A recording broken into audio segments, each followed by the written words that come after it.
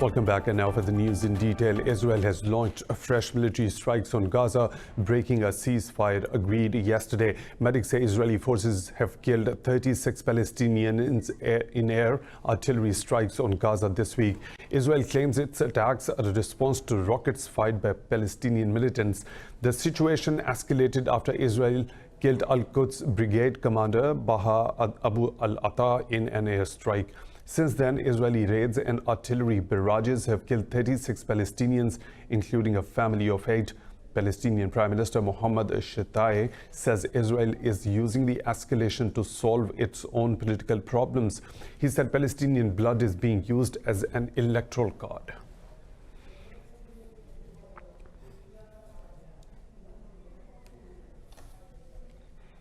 The US Congress Commission for Religious Freedom has called on India to stop violating rights of Kashmiris and end the communications blackout in the occupied valley. Chairman of the Tom Lantos Human Rights Commission, Jim McGovern, has asked India to allow foreign journalists into the occupied valley. In a hearing in Washington, Commissioner Anurima Bhargava said freedoms of Muslim communities are being curtailed by the Indian government. Bhargava said the BJP government is promoting an ideology that suggests only a Hindu can be an Indian citizen. She said political and community leaders consider India's religious minorities as either subordinate or alien. The US Congressional Commissioner said India is denying healthcare to millions of people until lockdown in occupied Kashmir. In Islamabad, Pakistan's Prime Minister Imran Khan says Indian troops are terrorizing the population of occupied Kashmir. He was speaking at a conference on peace and development in South Asia and urged the international community to intervene in Kashmir. More in this report. Prime Minister Imran Khan reaffirmed Pakistan's firm resolve to establish peace in its neighborhood. He said the Modi regime and its xenophobic policies were the biggest threat to stability in the region, reminding the audience that the valley has been under lockdown for over 100 days. What is happening in India right now is tragic.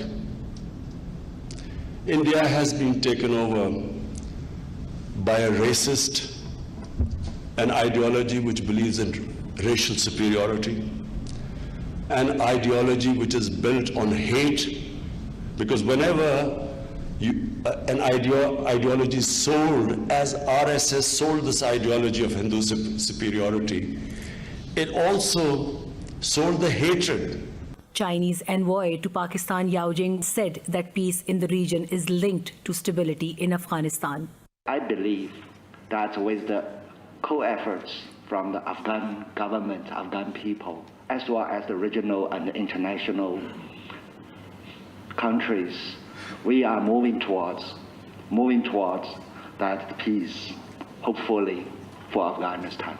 Former Afghan parliamentarian Fawzia Kufi said that Afghanistan wants a strong and peaceful future with Pakistan. There is a national consensus to bring peace in Afghanistan because after 4 decades of war, we need to have peace. However, we need to have a peace that is owned and led by Afghans. Later, Pakistani officials said Islamabad's top priority is to strengthen peace in the region and partner with neighboring countries to diffuse tensions through its role as a mediator. Reporting for Indus News, Sumaira Khan, Islamabad. Pakistan will abide by the International Court of Justice's decision on captured Indian spy Commander Kulbhushan Jadhav. Foreign Office spokesperson Mohammad Faisal said this during a press briefing in Islamabad. Earlier this year, the ICJ rejected India's plea to acquit Jadhav and asked Pakistan to review his death sentence. Mohammad Faisal said Islamabad has rejected reports about an amendment to Pakistan's Army Act that would enable Jadhav to appeal his death sentence to a civilian court. He said the Indian Supreme Court's controversial decision in the Ayodhya case has jeopardized the security of mosques across India. Faisal pointed out that Muslims have used Babri Mosque as a place of worship for centuries. He said the decision failed to uphold the demands of justice and shredded the veneer of so-called secularism in India. Faisal said the Indian Supreme Court ruling has illustrated the vulnerabilities of minorities in India, particularly Muslims. He drew the attention of the international community to India's brutal suppression of the religious rights and freedoms of the Kashmiri people. Faisal said Pakistan unequivocally condemns the killings of Palestinians by Israeli forces. In Pakistan, at least 22 people have been killed after being hit by lightning in different parts of southern Sindh province. Medics say a number of people were injured as rains battered the region. Pakistan's Met Department said a westerly front is affecting lower parts of the country. Rescue officials say the dead and injured have been sent to Tharparkar Hospital. Dozens of animals have also died in the region during the last 24 hours. Residents say the electricity supply was cut off in the area during the heavy rains. The International Criminal Court has approved a request to probe Myanmar's rights violations against Rohingya Muslims. The court says the investigation will look into crimes against humanity. Over 700,000 Rohingya Muslims have fled to neighboring Bangladesh following a military crackdown in 2017.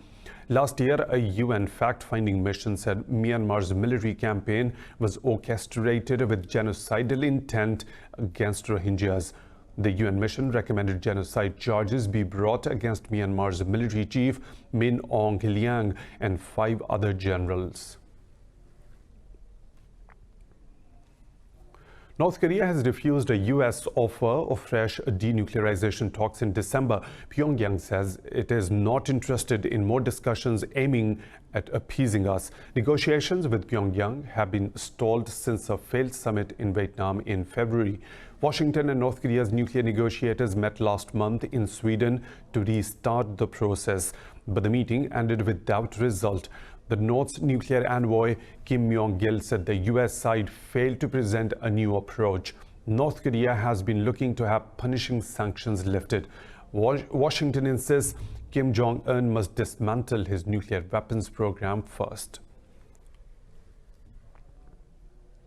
In Geneva, U.S. and Russian officials have met for talks on the new Strategic Arms Reduction Treaty. The U.S. State Department says officials from both the countries met to discuss matters related to implementing the treaty. The New START is the only surviving nuclear treaty between the U.S. and Russia following the scrapping of the Intermediate Range Nuclear Forces Agreement in August. Last week, the U.S. repeated its desire for a new multilateral nuclear arms control deal with Russia and China. China says it has no interest in such an agreement. Russia has called for an end to the U.S. military's occupation of oil fields in northern Syria. Addressing the UN Security Council, Russia's permanent representative Dmitry Polyansky accused the U.S. of looting Syria. Polyansky said the return of Syria's oil reserves to government control would provide urgently needed humanitarian assistance to ordinary people. In the meantime, President Vladimir Putin told the BRICS summit in Brasilia that Russia has met its military objectives in Syria. Putin claimed Russia has liberated Syria from terrorists and returned it to the legitimate government. He said the U.S. had made little progress in Syria before the arrival of Russian forces. U.S. Secretary of State Mike Pompeo has urged U.S. coalition partners to take back ISIS militants detained in northern Syria. Speaking in Washington, Pompeo asked allies to increase their funding for development in Iraq and Syria. Pompeo also said there were growing concerns about ISIS in West Africa and the Sahel. Turkey has deported 6 German ISIS suspects to Berlin. Turkey's Interior Ministry said Ankara will also repatriate an American ISIS suspect to Washington. Ankara said it will also send some detained militants to Ireland, Denmark, and France in the coming days. In the U.S., 2 people have been killed and 7 wounded after a shooter opened fire at a high school in the North Californian city of Santa Clarita. This report has the details. Los Angeles Sheriff's Office Captain Kent Wegner said the shooter saved the last bullet for himself with the intention of killing himself on his 16th birthday. Wegner said the entire incident was recorded by closed-circuit cameras. Detectives have reviewed the video at the scene, which clearly show the subject in the quad would draw a handgun from his backpack, shoot and wound 5 people, and then shoot himself in the head. There are no other subjects who are outstanding as part of this incident or who took part in this assault. U.S. Vice President Mike Pence condemned the shooting. He said the President Donald Trump and his administration will remain resolved to bring the scourge of mass shootings to an end. In this nation, we mourn with those who mourn, and we grieve with those who grieve. And to the families of those who lost loved ones, and to those who are critically injured. The latest fatal incident in Southern California is similar to many other mass shootings at U.S. schools. Bolivia's interim government and members of the party of ex-President Evo Morales have struck a deal to hold new elections. Senate President Monica Murga, a member of the Morales' MAS party, said the agreement was made to defend Bolivian democracy. Murga called on Bolivia's security forces to treat the country's indigenous groups with respect. Commenting on the development, Bolivia's interim president Janine Áñez said she wants to mend bridges with Morales' party. But she said the exiled ex-president Morales will not be welcomed as a candidate for the presidency. Meanwhile, UN Secretary General Antonio Guterres sent a personal envoy to Bolivia to offer the world body support for a peaceful solution.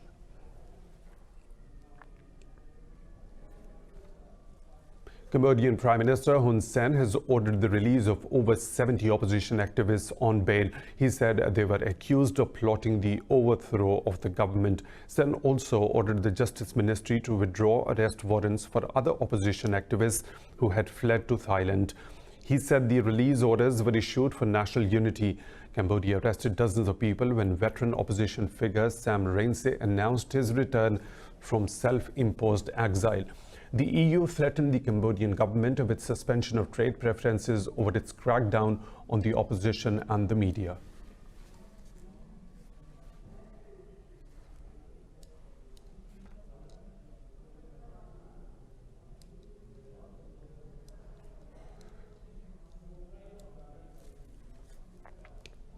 It's time for a short break, but coming up next in the bulletin.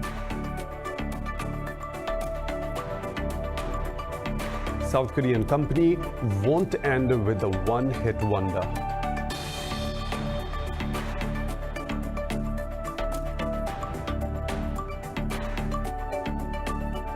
And e-commerce giant to issue 500 million new ordinary shares.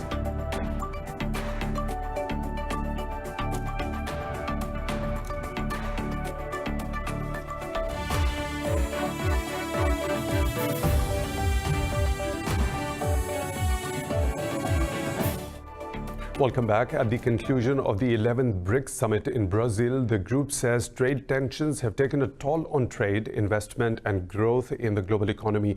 BRICS is an association of 5 major emerging economies of Brazil, Russia, India, China and South Africa. In a joint statement, BRICS nations said all the World Trade Organization members must avoid unilateral and protectionist measures. It called for transparent, free and inclusive international trade. BRICS members also vowed to overcome significant challenges facing multilateralism. The group said it remains committed to implementing Paris Agreement on climate change. BRICS represents about 42% of the global population and 18% of global trade. Italy has declared a state of emergency in Venice after the city was engulfed by heavy floods. Italy's Prime Minister Giuseppe Conte described the flooding as a blow to the heart of the country. He said the government would act quickly to provide funds and resources. Venice Mayor Luigi Bordignaro has blamed climate change for the highest water levels in more than 50 years.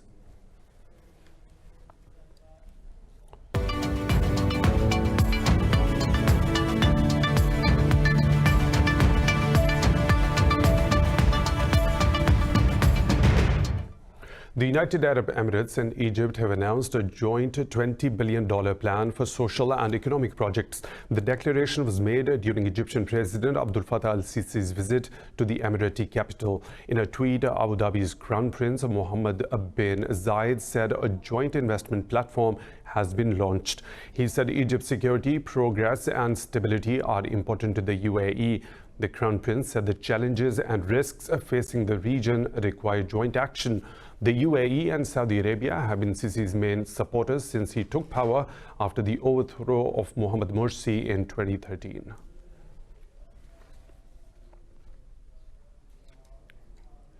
E-commerce giant Alibaba has priced shares in its forthcoming secondary listing in Hong Kong at $24. It says the initial public offering on the Hang Seng Index later this month could raise nearly $1 billion.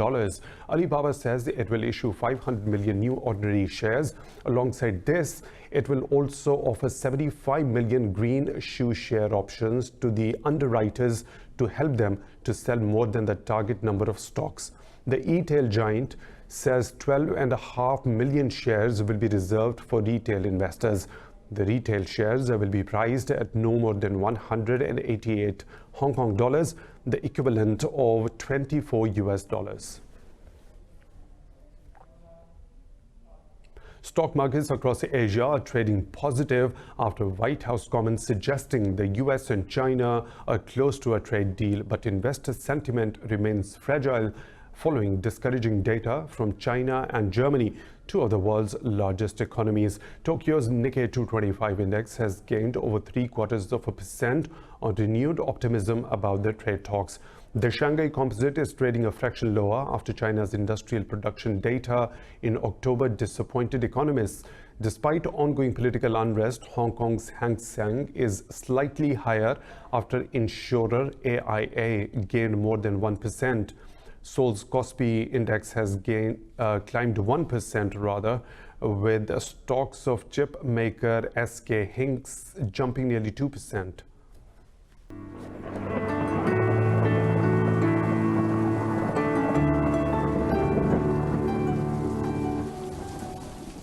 And now the weather situation from around the globe.